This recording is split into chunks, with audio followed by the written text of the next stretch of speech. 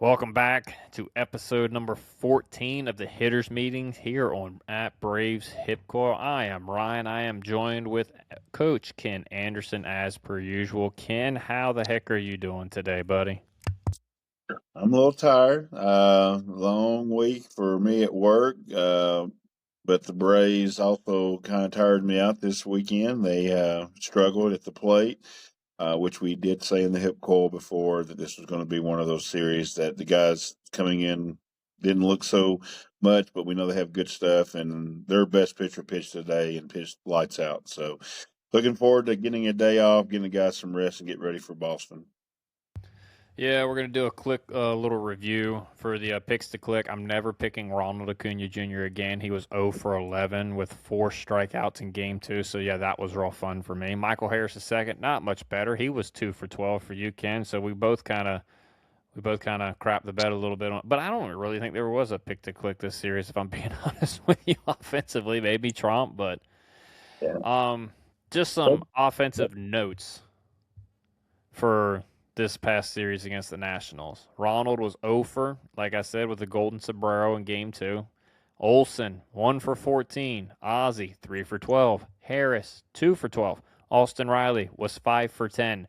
With runners in scoring position, chat, we were 6 for 27. That is a 2.22 batting average. Oh yeah, and at one point we had 17 scoreless innings. And that's not for our pitching staff. Our offense was shut down for 17 innings. That's tough, and I think this really goes to show how much we missed Drake Baldwin, huh, Ken? Drake being out of lineup is huge. He fills the number two hole perfect for us, and it really showed up. And again, the other thing that's showing up is we really are struggling against really good left-handed pitchers, which Foster Griffin is. And the second thing that showed up this weekend, Darren O'Day addressed it on Braves Radio, and I know CJ's talked about it.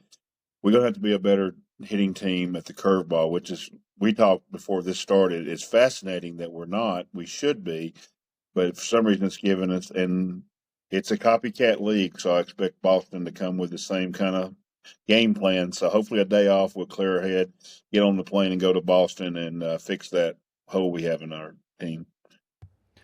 Yeah, I will say though that each one of those guys had a really good curveball, and not every pitcher is going to have those good curveballs. But that might be the kryptonite why the Nationals give us fits with their pitching staff. They got guys who can throw curveballs, and the Braves can't hit curveballs apparently. But I will say the curveball's kind of been a dying pitch the last few years. You just don't see it as much. You see the sweeper, you see the slider, the cutter, the sinker. It's just you don't see curveballs very often, so I think that may play a part in it. But it is a very interesting point. I will say that.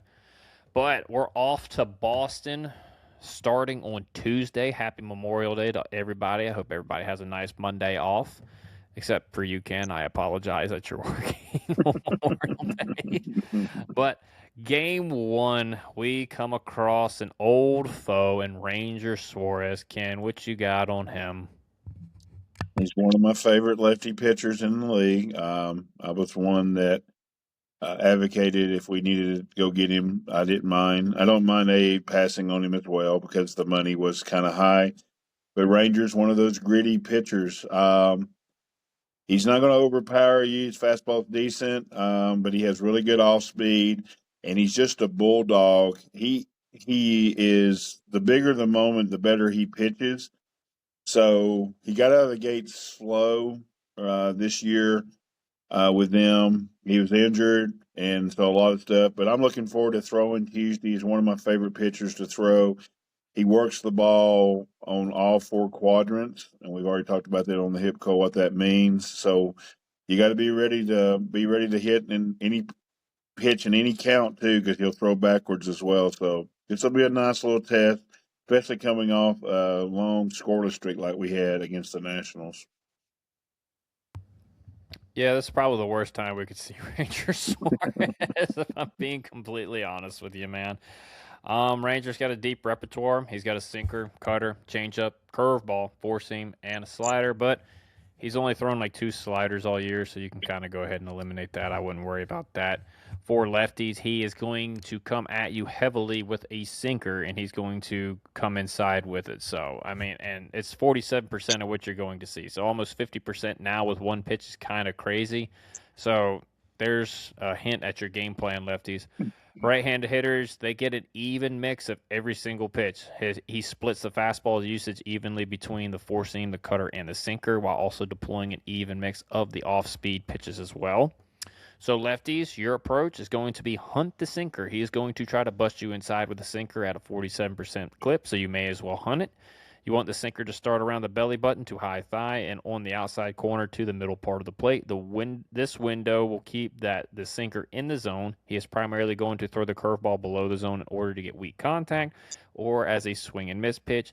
You want to swing at only the hanging curveball that starts at you and above the zone. And I saw countless times this weekend, Ken, where the hanging curveball popped out of the hand, hit the top of the strike zone, and we took it.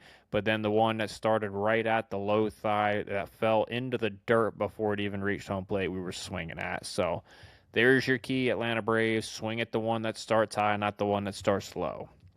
Right-handed hitters, hunt the sinker in the changeup window. He is going to live on the outside part of the plate, but he will bust you inside with the cutter to keep you honest. You're going to have to give him the cutter, so choke the crap out of the plate and make him uncomfortable throwing inside to you. You're going to have to think drive the ball to right center field. You want the ball to start on the inner third to the outer third and belly button high to high thigh.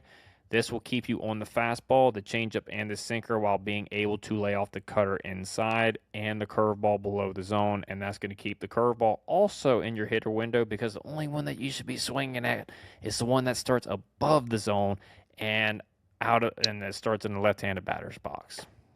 Ken, that is what I got on Mr. Ranger Suarez. Do you have anything else? Yeah, let's get his pitch count up because I'm not sure we can hit him. The thing is our hitters for some reason I noticed with Foster Griffin today, and he threw the changeup and the curveball. Everything was going like this, and our hitters must not like this. They must like this thing. They hit the slider, stuff like that. So I expect Ranger to give us a little bit more changeups because I'm sure he's watching it on the film. So, like you said, hit the ball up in the strike zone. Stop seeing the ball down. We just can't hit that pitch right now. This is a big test. Hopefully, again, we get the day off and we can clear our head and have a good game. We'll need Ozzy, and we really need Ronald to get going. And so that's going to be big against these left-handed pitchers. Yeah, it's I know Austin Riley has had success against Ranger Suarez. We're gonna need him, but the right-handed bat's got to get going. Riley, Ronald, Ozzy, you guys got to get going if we're gonna have success against Ranger. And I know Ranger's goal is to paint the bottom of the zone, but you're gonna have to make him paint the bottom of the zone before you start offering at those pitches low in the zone. You can't just go up there and start swinging at the ones right there at the bottom of the zone, because then he's gonna eat you up for breakfast. You got to make sure that he is painting down there consistently. Then you have to expand. But if he isn't and he's inconsistent, then that's when you can play with him and you can make him get the ball up in the strike zone, and then that's when you can pounce. That's got to be the approach. I know some of our guys like to have go after the low pitch, but it's not been very successful especially in this series against the Washington Nationals. So make an adjustment here, fellas. In game 2, we're getting Conley early again. Ken, give me a little bit about him.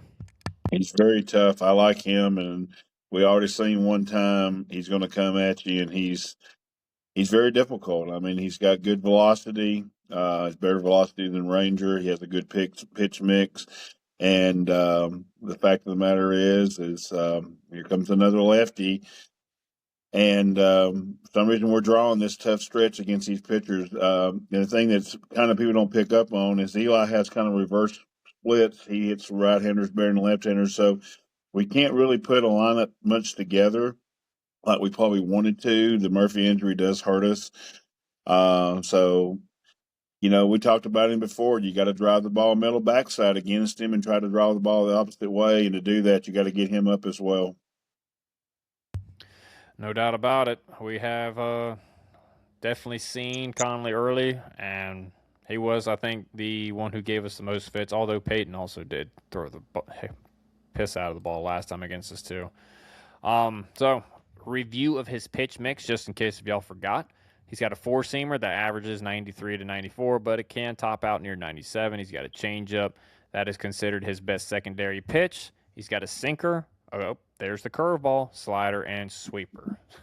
Right-handed hitters are going to see mostly fastball and changeups. The sinker and curveball will be in the mix, but the primary pitches he uses are going to be the fastball and changeup.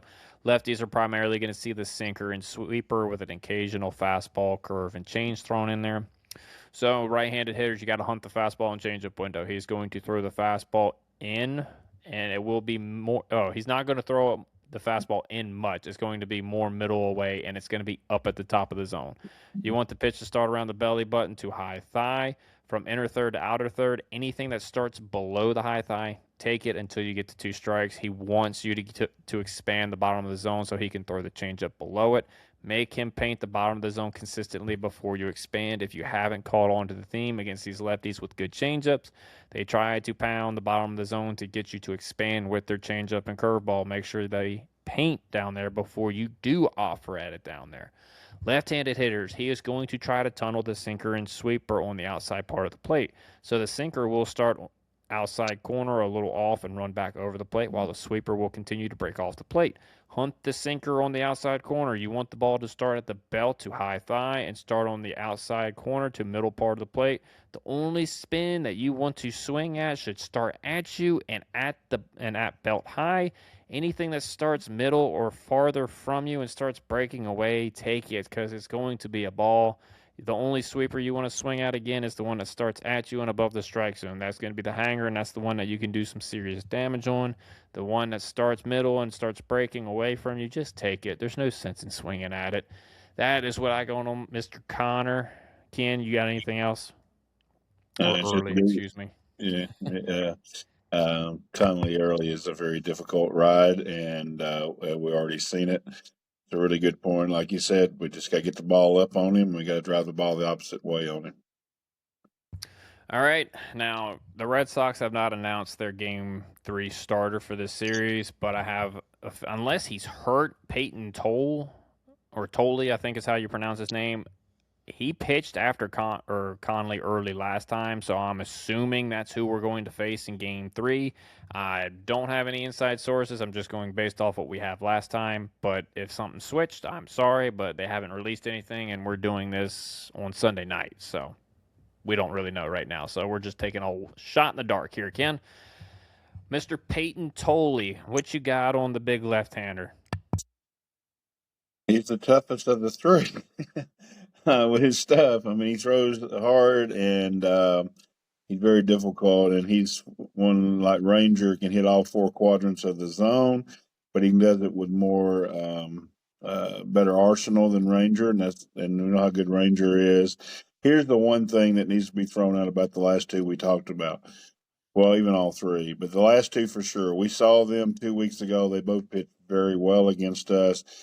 Normally, when you see a pitcher this close back to back, it's the hitter's favor. We need to take advantage of that. It's just hard to say that after watching us do what we did the last two games. So we should have a little bit of advantage. Again, he's the same way.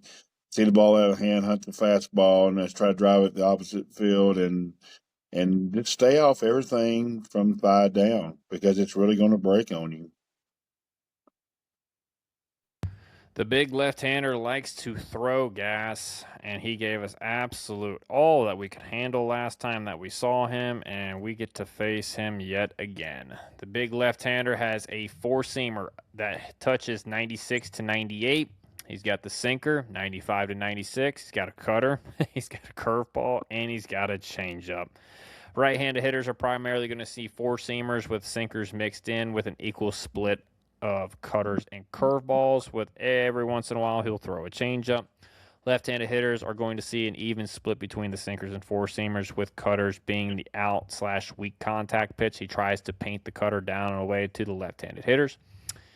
He attacks the top of the zone with the fastball and the sinker to both righties and lefties. Curveball comes out looking just like his fastball and sinker at the top of the zone, but breaks down and out of the zone. So right-handed hitters, you want to hunt the heater, period. He's going to come at you with three variations of it, and he's going to try to pound the top of the zone effectively with the tunnel so he can tunnel the curveball. So hunt the fastball curveball window, and you want the pitch to start at the belt to high thigh and in the middle part of the plate. So outer third to inner third. This will keep you on the heater at the top shelf while being able to stay on the breaking ball that will stay in the strike zone. Left-handed hitters are going to he's going to attack you with the three fastballs as well: sinker, four seam, and cutter. The four seam is going to be on the outer part of the plate on the top shelf. Sinker will start on that same plane, but it's going to dive back into you, and then the cutter will also start on that same plane, but it's going to break away from you off the plate. You want the ball to start on the outer third to the middle part of the plate, and from the belt high to mid thigh high. This is going to be a tough ride again. The kid has really good deception, as I stated in here. All of his pitches play pretty well off one another, especially at the top of the zone. And since he has a curveball that has a lot of break into it, you can have that ball start at that same level, and it can look just like the fastball, and then before you know it, it's breaking. So this kid's really good. He's got good stuff. There's going to be nothing easy about it, but you're going to have to hunt the top of the zone and play into his strength because, I mean, you're not going to see anything else. And you don't want to swing at anything at the bottom part of the zone because then the curveball becomes that much more chaseable. So stay top shelf and get on top of the heater and don't miss it. Don't miss any heaters that are out over the middle of the plate. Ken, you got anything else on Mr. Payton? No, but on all three of them, the fact of the matter is the bullpen, the Red Sox weakness on this pitching staff is its bullpen. In between these three guys and the two guys we're going to talk at the end, get their pitch counts up, get them out of the game, and work that middle of that bullpen where you can actually do some damage. So we've been saying it, swing at strikes, basically is what we're trying to tell them. Swing at strikes. If it's going down, let it go and don't chase. Yeah, not just strikes though, but stuff that Yeah. you're hunting. You know, the Yeah. pitch is in the zone that you're looking for. You can't be swinging at strikes that are borderline down bottom of the zone because then they're going to eat you up with the changeup and curveball and slider all game long. You got to make sure it's at the top of the zone. I mean, we did such a terrible job last series, and I know I'm pretty positive about the offense because the offense has been really, really good for us most of the year, but it was a horrible job that we did executing a game plan against any of those starting pitchers. I just want to rant a little bit. I looked back at the Miles Michaelis start, and I was there for that game. I think that was the Friday night game.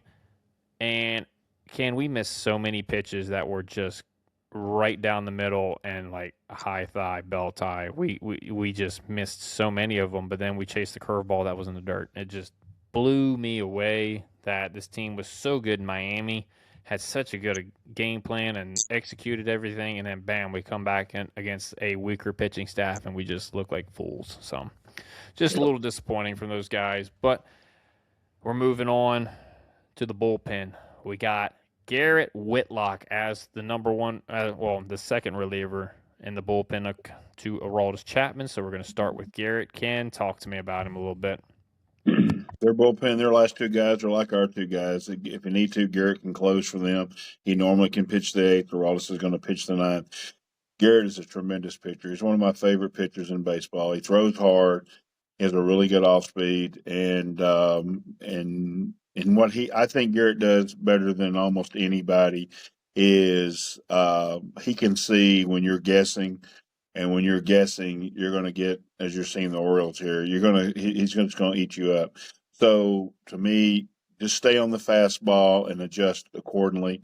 Can't exactly remember what you told us before, but that's to me, he eats people up that are guessing. And if he thinks you're guessing fastball, you're going to get his off speed. He'll throw it three straight pitches. And if he thinks you're trying to guess off speed, he'll blow you away with a fastball. He's one of my favorite pitchers in baseball, and they have a terrible record. So if they want to dump him, these two guys we're talking about would be a great addition to our bullpen.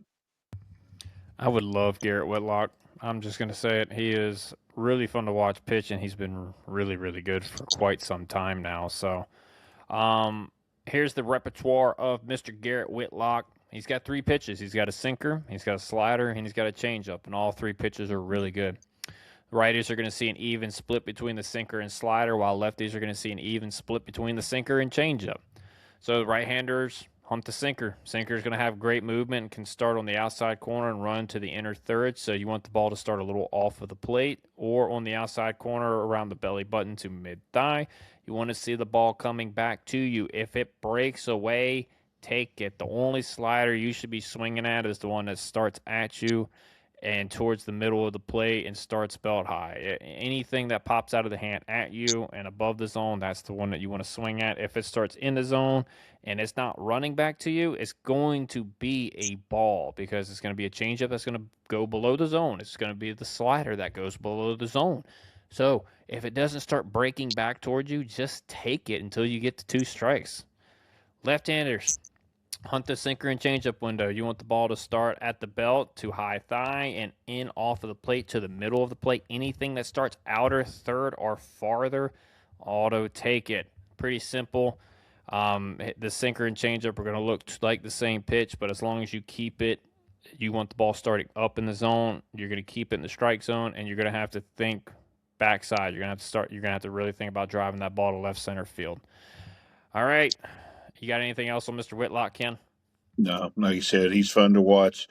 Wish he was on our team, but if you get a chance to watch him during the season, hopefully we don't have to see him too much this week. But if you get a chance, you watch him pitch. He's a really good pitcher.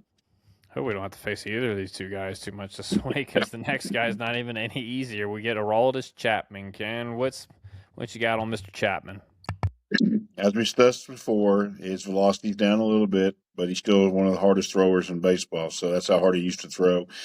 And like we said, we talked about it, and Ryan had bragged on him. So Ryan, go ahead and brag on him again. His control, but he can get off in his release point, and if he does, he can hit you and start walking batters, and that's how we come from behind and beat him. Is he got off on his control? So that's the key. You got to see how he feels when he comes in and he's out. You got to take those pitches, and we did a great job on that night to take those pitches. Some of them were close pitches, and we were able to beat him. But when he's on, he's nasty because he's going to throw all the quadrants, and he's almost unhittable, especially to left-handed hitters. So, like you said, hopefully we don't have to see him too much this week.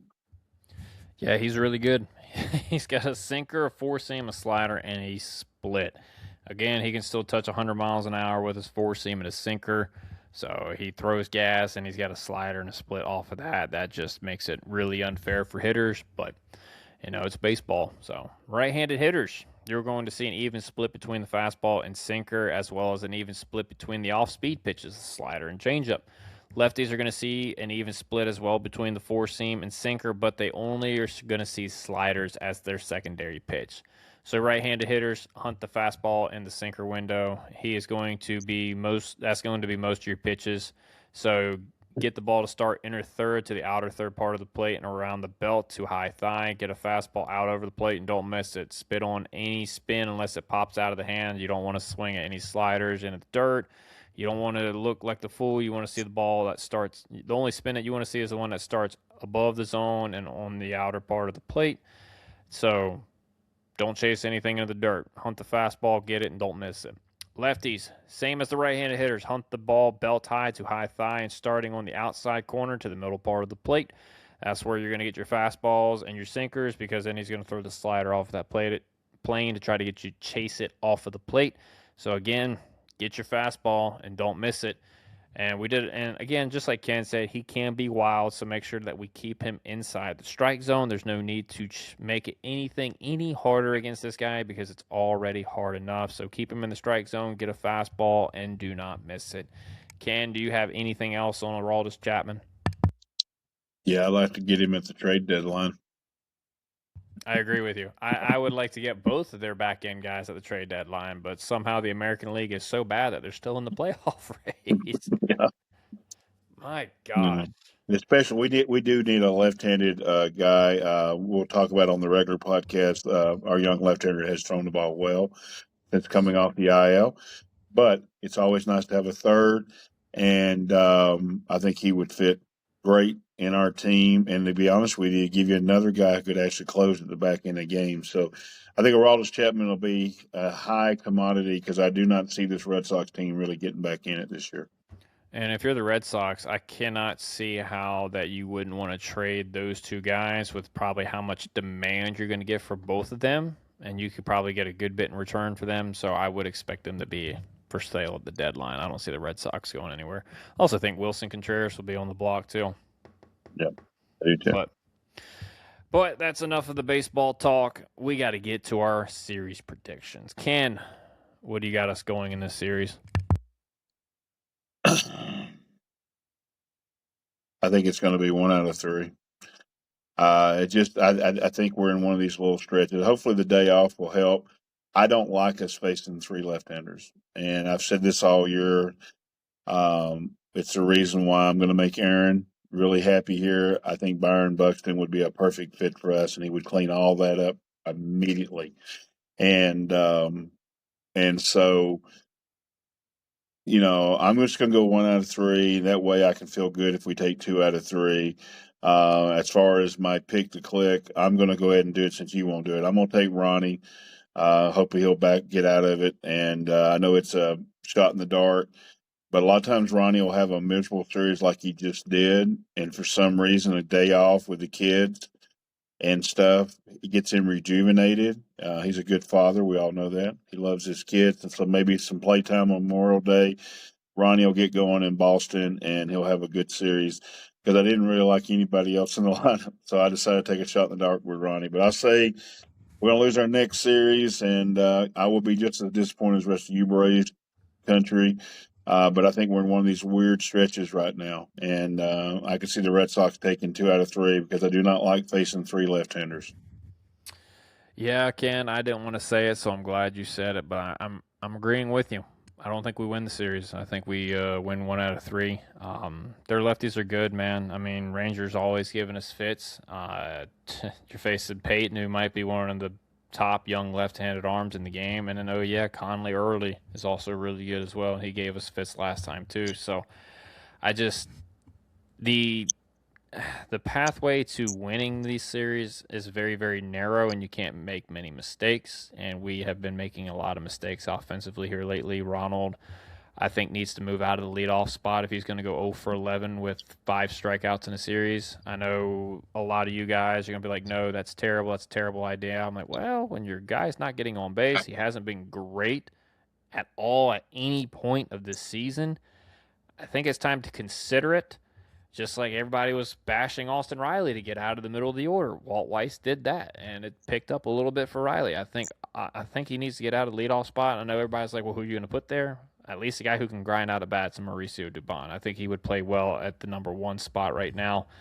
But it doesn't get any better because Ozzy's struggling, Olson's struggling, the entire lineup struggling. But sometimes you need to do something to kick a little, get somebody in gear. And I mean, I know everybody loves to bash on Riley right now, but it's been a lot of guys in the lineup that is struggling right now. It's not just Riley, it's not just Ronald, it's not just Olson. It's a collective group effort, and they all kind of stink right now.